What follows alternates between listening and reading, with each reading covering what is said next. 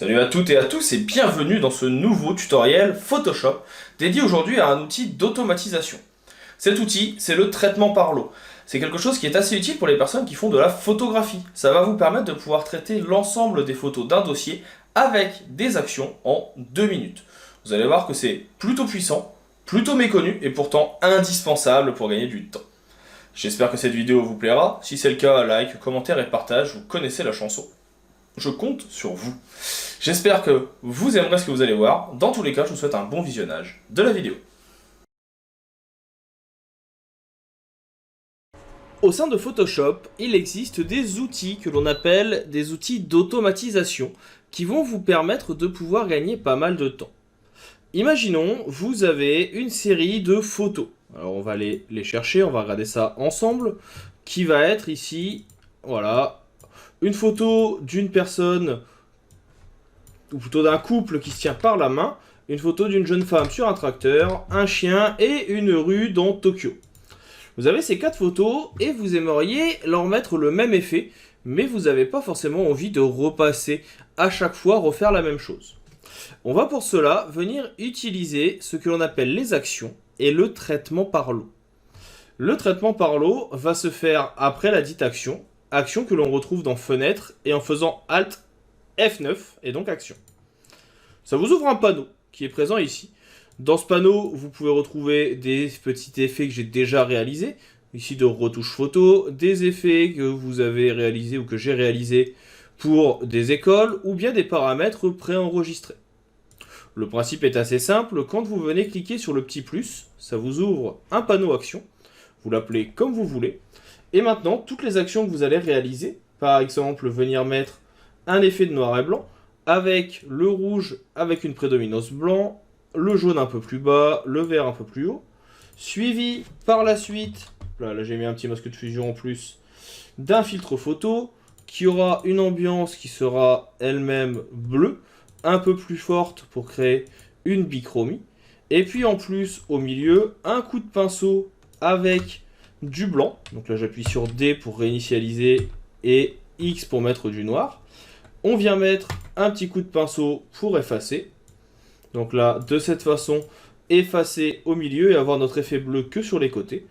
On peut faire la même chose sur le calque d'en dessous pour venir créer un effet graphique. Et on veut que cet effet se fasse sur toutes nos photos. Si maintenant je viens dans Action, vous voyez que tout ce que j'ai réalisé, ça a été mis en place. On peut arrêter la dite action et on peut regarder. Si on supprime ici par exemple nos deux calques, que j'appuie sur lecture, le tout se remet en place et il me refait normalement la même chose avec les effets qui s'effacent. L'idée maintenant, c'est de venir faire ça sur les autres photos sans y passer 3 heures.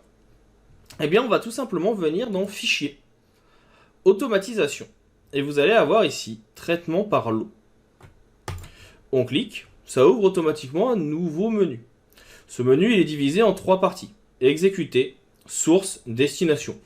Erreur, je rentre pas trop dedans, c'est quand il y a une erreur informatique, en général on préfère éviter, moi je laisse juste le arrêt en cas d'erreur, ça permet que mon script, mon action s'arrête automatiquement. Dans la partie exécuter, vous allez venir définir le dossier. On a vu tout à l'heure que dans notre panneau action, il y a plusieurs dossiers. Donc là moi ça va être dans action par défaut. Et je vais venir choisir une action spécifique, celle que l'on vient de créer, c'est action 1. On va venir ensuite choisir le dossier qui va mettre en place les différentes actions ou sur lequel on va mettre les différentes actions. Ça peut être soit les fichiers ouverts, soit un dossier.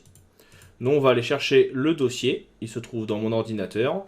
Il est dans la partie tuto gratuit. Il s'appelle traitement par l'eau. Et on va le sélectionner. Il vous dit donc que c'est sur le disque D, tuto gratuit, OK, à poster, traitement par l'eau. Vous pouvez définir plusieurs instructions. La priorité, c'est-à-dire que s'il y a une action type ouvrir un document, c'est ce qui passe en avant, même si dans l'action ce n'est pas précisé, ça passe avant. Vous pouvez décider d'inclure les sous-dossiers, c'est-à-dire que s'il y a des dossiers dans traitement par l'eau, les photos seront aussi corrigées. Vous pouvez supprimer les boîtes de dialogue. Par exemple, quand vous avez une photo qui s'ouvre, on vous dit que le profil ne correspond pas. Est-ce que vous voulez choisir, garder le même, le modifier ou ne pas en mettre? Là, il va automatiquement supprimer cette boîte de dialogue.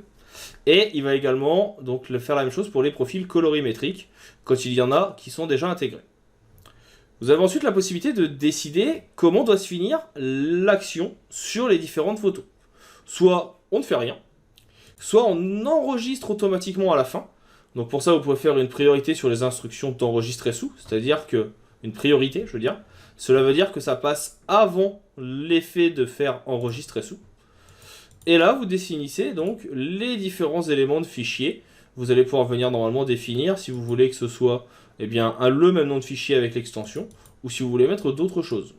Si vous venez choisir un autre dossier, donc là par exemple on va enregistrer dans un autre dossier qu'on va appeler test. Donc là j'y vais tranquillement, ok, à poster, traitement par lot, et on va l'appeler test. Si vous sélectionnez le dossier, ça sera envoyé dans test. On aura la possibilité de renommer notre fichier, choisir le nom du document, ou alors le mettre en minuscule, en majuscule, mettre des numéros de série, des lettres ou encore des dates. Et puis bien sûr, vous pouvez choisir l'extension finale, c'est quand même un petit peu mieux. Si vous décidez de mettre des chiffres, vous avez un petit numéro qui permettra de lancer le tout. Et si vous n'êtes pas sur PC comme moi, mais vous êtes sur un ordinateur qui tourne en Unix, en général Linux, ou sur un Mac, vous pouvez définir aussi qu'il faut que ce soit compatible. Vous cliquez sur OK, et automatiquement, le logiciel va aller chercher les différentes photos, et va essayer de réaliser l'action. Alors attention, quand vous avez des images qui vont avoir des tailles différentes, ça ne fonctionne pas à chaque fois. Mais ça ne coûte rien d'essayer. Ça peut être un petit peu long à charger, c'est logique, il faut le temps que l'ordinateur récupère les photos et qu'il teste les choses. On voit qu'il le ferme en plus automatiquement après, hein, il ne garde pas la photo. Et puis ainsi, on va avoir nos effets qui vont se mettre en place. On va pouvoir bien sûr les visualiser après, pas d'inquiétude, on regardera ça dans le dossier. Et là, on a fini. Donc là, c'est mes recherches de tuto. Et si je vais maintenant dans le dossier, j'ai test. Alors forcément, ça a bugué. Il faut le temps que ça se mette en place. Alors me demandez pas pourquoi, j'ai dû faire un petit bug, ça n'a pas marché, donc je vous remonte quand même le rendu final. On l'avait vu sur cette photo. On peut voir ce que ça donne sur les autres. Là, je relance l'action manuellement. Ça m'apprendra, j'ai mal fait mon traitement par lot. C'est juste que j'ai du mal cliquer au moment de l'enregistrement. Mais je veux quand même vous montrer le résultat des différentes actions et de ce que ça donne. Et donc là, vous voyez qu'il va toujours essayer de centrer au maximum par rapport à ce que j'ai donné. Pour que ce soit un peu plus compréhensible, vous pouvez regarder dans l'action. Et vous voyez que vous avez ici, par exemple, utiliser pinceau. Et ça vous met en fait les endroits où le coup de pinceau va être mis. Si j'agrandis, il vous dit que l'enregistrement va être à certaines données. Et ainsi, ça permettra de pouvoir faire les effets. Donc voilà pour ce petit tuto sur les actions et sur le traitement par lot. C'est quelque chose qui peut vous faire quand même gagner pas mal de temps. Donc moi je vous recommande vraiment de les essayer, de les tester. Il y a une autre option d'automatisation qui s'appelle le droplet. J'en parle dans une vidéo sur la chaîne. Je vous mets le lien en haut dans la petite fiche. Ça vous permettra d'aller voir comment ça fonctionne. Et puis pour ma part, il ne me reste plus qu'à vous dire à bientôt pour d'autres tutoriels sur Photoshop ou sur les autres outils Adobe.